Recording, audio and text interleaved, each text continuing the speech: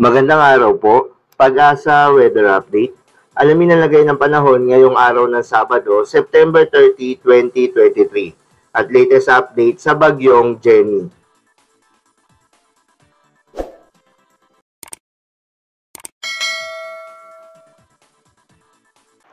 Magandang umaga po sa ating lahat. Narito ang ating update sa binabantay nating si Bagyong Jenny.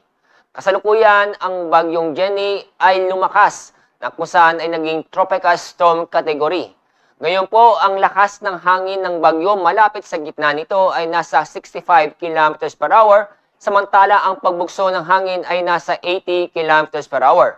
Kasalukuyan, nasa East Philippine Sea ang Bagyong Jenny, nasa layong 1,145 kilometers, silangan ng Central Luzon.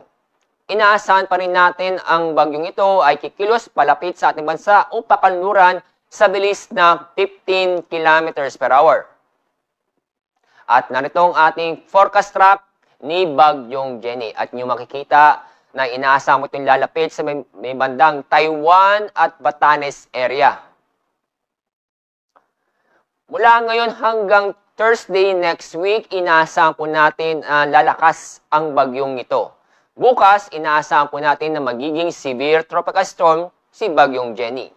At inaasahan pa rin natin na magiging typhoon category itong bagyo pagdating ng late evening o Tuesday next week. May posibilidad po mag-landfall o lalapit po sa may extreme northern Luzon o sa may northeastern mainland Cagayan, itong si Bagyong Jenny. Ngayong araw, wala po tayong inaasang malalakas na pag-ulan dulot ng bagyo. Pero pagdating ng Tuesday or Wednesday next week, inaasahan po natin malalakas na pag-ulan sa extreme northern Luzon, lalo na po sa Batanes at Babuyan Islands dahil sa Bagyong Jenny.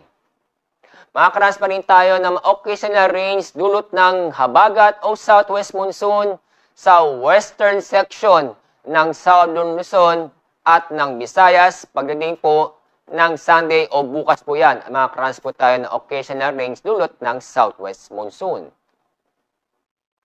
Ngayong araw, wala po nakataas na tropical cyclone wind signal sa bansa.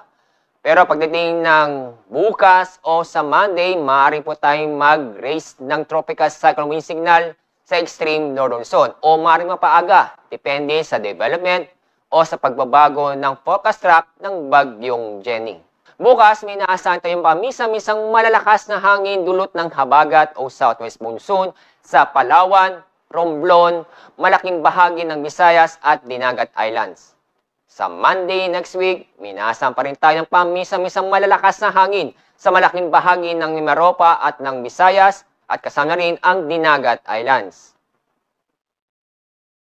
Minaasahan pa rin tayo pagdating ng Monday next week ang moderate to rough seas sa may coastal waters ng extreme northern Luzon at sa northern mainland Cagayan kung saan ang taas ng alon aabot ng 1.5 hanggang 3.5 meters.